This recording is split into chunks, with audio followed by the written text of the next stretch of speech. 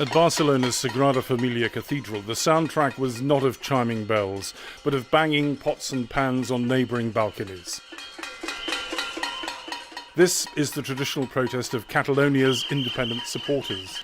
They're furious with the Spanish cabinet deciding to suspend the region's autonomy and impose direct rule from Madrid.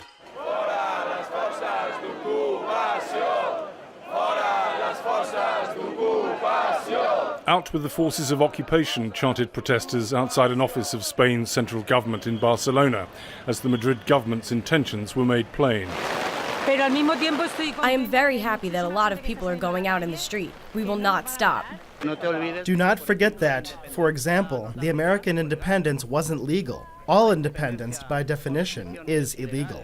Eulalia Reguant is a member of Catalonia's regional parliament that voted to defy Spain. Independence is not a lost cause. Independence is more necessary than ever. People are our only weapon because we know that is the only way to build a society that is fair and equitable.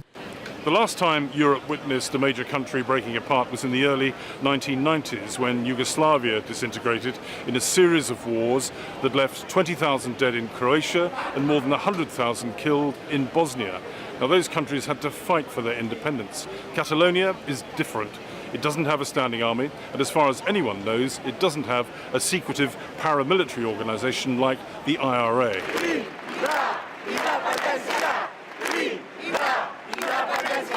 Catalonia's decade-long drive towards independence has relied on the power of peaceful public protests, but it's met total resistance from Madrid and the European Union, which doesn't want to encourage other separatist movements in France, Italy and Belgium.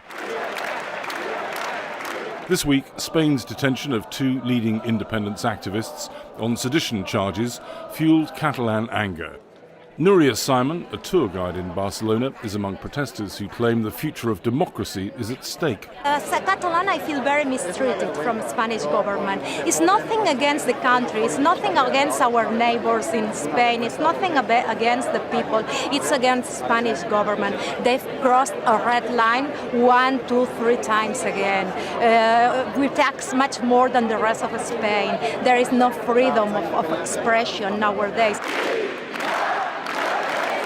After the October 1st referendum judged illegal by Spain's highest court, Carles Puigdemont, head of Catalonia's autonomous government, declared independence. But he immediately suspended the process for 2 months to try to secure negotiations with the Spanish government. Madrid was resolute. There would be no discussions about unravelling the ties that bind. Puigdemont is being advised by political scientist Marc Sanjom Calvet, who outlines the motivations for independence. An important aspect is identity, recognition of national identity. A second important element is economy. Catalonia is a relatively rich region and would like to get to raise the taxes and to get its own share in its wealth. There are 7.5 million Catalans who comprise a sixth of Spain's population. The region is Spain's most popular tourist destination, with 18 million visitors every year. Many are drawn to the avant-garde buildings and their surreal rooftops designed by 19th century architect Antoni Gaudi. Overall, Catalonia generates nearly a fifth of Spain's annual income, but Barcelona claims that of every tax dollar levied by Madrid, only 63 cents is reinvested in Catalonia. In particular, the shortfall has negatively impacted the region's infrastructure.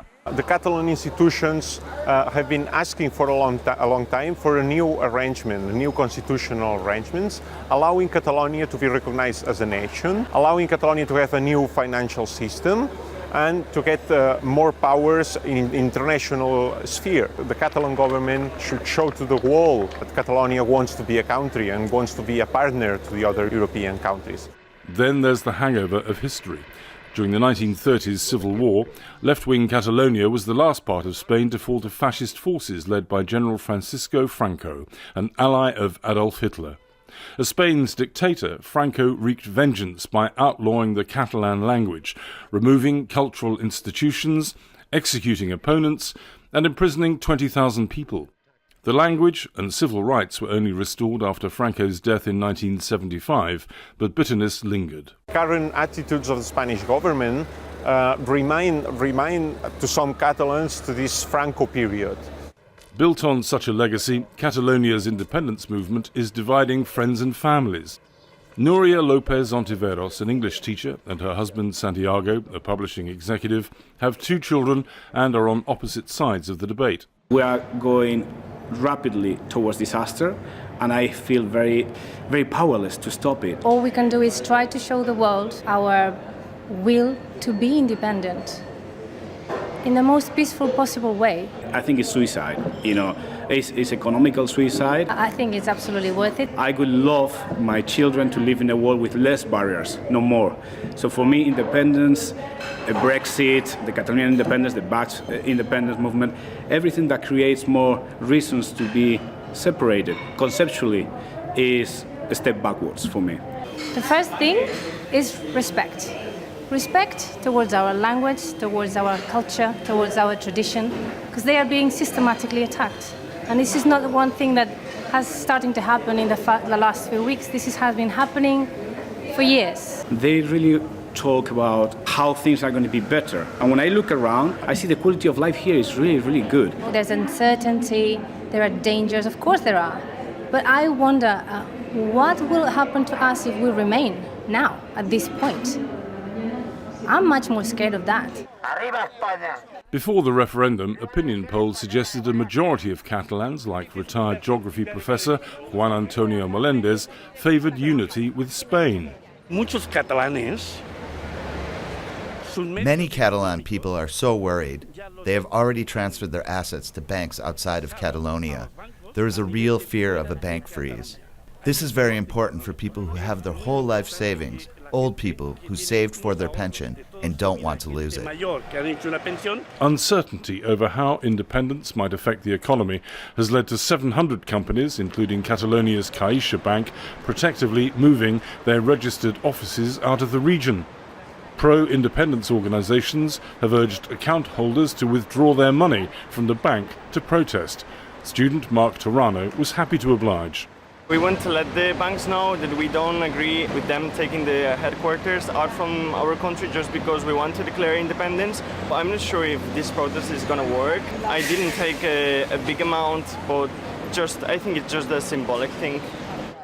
Despite the hard pushback on their independence dream, the secessionists refuse to believe their cause is futile and take to the streets in their tens of thousands. The Spanish government has completely lost our respect. It doesn't have any dignity or respect.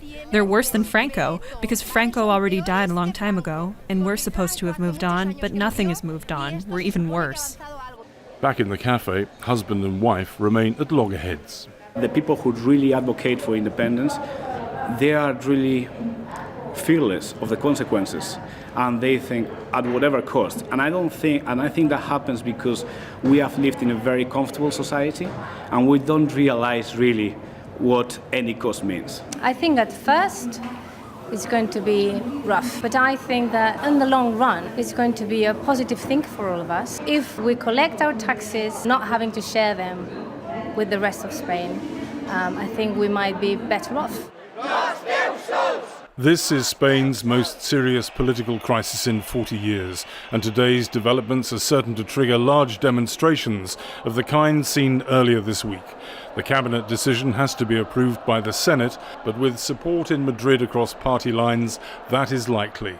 This is uncharted territory for modern Spain, and the divisions between the two sides seem to be deepening by the hour.